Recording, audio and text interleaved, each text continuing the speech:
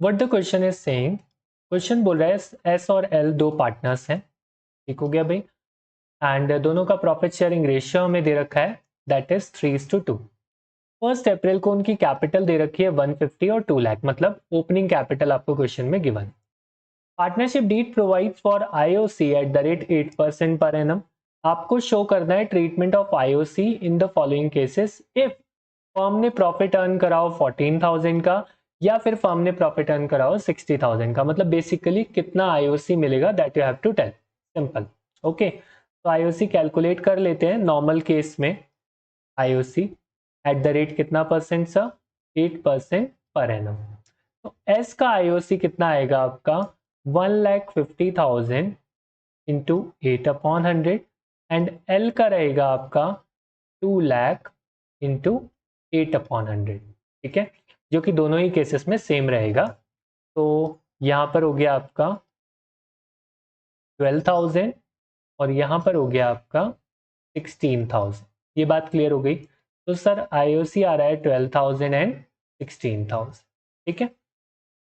अब लेकिन प्रॉफिट हमारे पास फर्स्ट केस में अवेलेबल कितना है, सिर्फ और सिर्फ 14,000। So what we will do, हम लोग इस आईओसी का रेशियो निकालेंगे because profit is less than the IOC, ठीक है।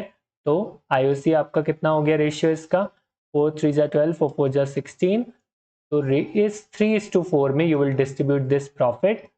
तो IOC will be distributed to S and L, that is 14,000 into 3 by 7, 14,000 into 4 by 7, so that will be 7 to the 14, 6,000 और यहाँ पर आ जाएगा आपका 8,000।